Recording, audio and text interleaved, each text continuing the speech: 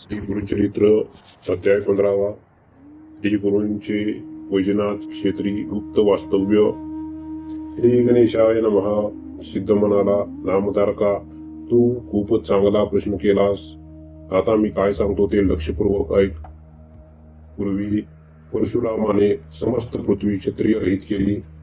ते ब्राह्मणांना दान देऊन तो पश्चिम समुद्रावर गेला, पण त्याने ब्राह्मणांचे समाधान झाले नाही. ते अधिक जमीन मिळावी म्हणून त्याच्यापाशी गेले. त्यांचा लोभ पाहून परशुराम कंटाळला. त्यांचा त्रास टाळण्यासाठी सागरात असलेल्या एका बेटावर जाऊन राहिला. साधूचे महात्म्य वाढले की साधू, असाधू, धूर्त, हौशे, नवशे, गवशे असे असंख्य लोक त्याच्या दर्शनासाठी गर्दी करतात. प्रत्येकाचे काही ना काही गाणे असते. प्रत्येकाला साधूच्या कृपेने आपली अडचण दूर व्हावी असे वाटत असते. हे चक्र कधी थांबत नाही. वरदान देण्याचा प्रश्न नाही. योग्य कोण अयोग्य कोण हे पाहणे गरजेचे असते. या सर्व गोष्टींमुळे साधूला तपश्चर्येसाठी वेळ आणि एकांत मिळत नाही. श्री गुरु नरसिंह सरस्वतींना ही गोष्ट चांगली माहीत होती. लोकांचा उपद्रव होऊ नये म्हणून ते वैजनाथ क्षेत्री गुप्त रूपाने राहिले. त्यांनी आपल्या शिष्यांनाही दूर ठेवले. त्या सर्वांना पाचारण करून ते म्हणाले, तुम्ही सर्वजण तीर्थयात्रेत जा. भारतभर भ्रमण करून नंतर श्रीशैल पर्वतावर या. शिष्य म्हणाले, श्री गुरूंच्या चरणांशीच सर्व तीर्थे आहेत अशी श्रुती व पुराणे सांगतात. शास्त्रांचेही तेच म्हणणे आहे. मग आम्हाला दूर का लोटता? आमची उपेक्षा करू नका. तेव्हा श्री गुरु म्हणाले, तुम्ही संन्यासी आहात हे लक्षात घ्या. संन्याशांनी 5 दिवसांच्या वर एकाच ठिकाणी राहू नये असा संकेत आहे. त्या नियमाचे पालन केलेच पाहिजे.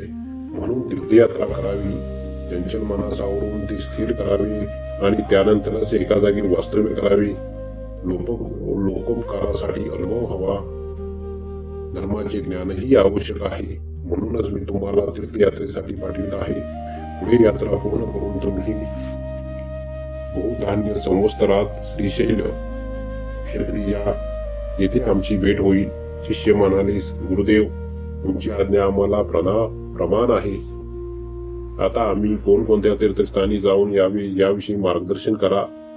श्री गुरूंनी त्या शिष्यांना प्रथम काशी क्षेत्री जाण्यास सांगितले.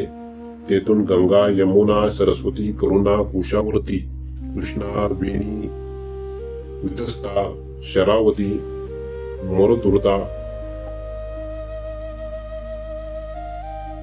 अशिकनी, मधुमती, पूर नदी, चंद्रभागा, रेवती, शरयू, गौतमी, वेदिका, कौशिका, मंदाकिनी, सहस्त्रवक्त्रा, पूर्णा, बहुधा, वरुणा, वैरोचनी, सन्निहिता, नर्मदा, गोदावरी, तुंगभद्रा, भीमा, अमरजा, पाताळगंगा, कावेरी, ताम्रपर्णी, दूतमाला, पंचगंगा, मलयप्रभा, श्वेतशृंगी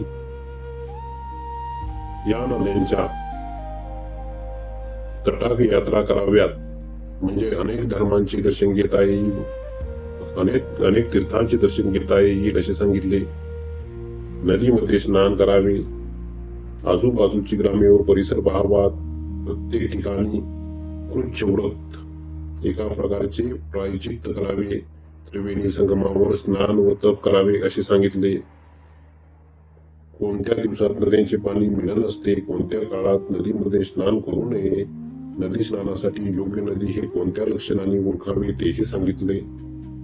त्यांनी आपल्या शिष्यांना नैमिषारण्य, पुष्कर, बद्री, केदार, कुरुक्षेत्र, महालय, सेतुबंध, रामेश्वर, मातृकेश्वर, कोटी, कुब्ज, कोकामुखी, प्रसाद, विजय, जगन्नाथपुरी, गोकर्ण, शंखकर्ण, अयोध्या, मथुरा, द्वारका, गया, शाळीग्राम, शबलग्राम, भीमेश्वर, कुशतर्पण, रामेश्वर, पद्मनाभ, श्रीरंग, कुंभकोण, हरेश्वर, गाणगापूर, नरसिंह तीर्थ, चंद्रकुंड, कोल्हापूर, बिल्लोळी, अमरापूर, युगालय, शूर्पालय, पिठापूर, शेषाद्री, मणिगिरी, वृषभाद्री, श्रीशैल व मल्लिकार्जुन अशा अनेक तीर्थस्नानांची माहिती सांगून तेथे जाण्याची आज्ञा केली.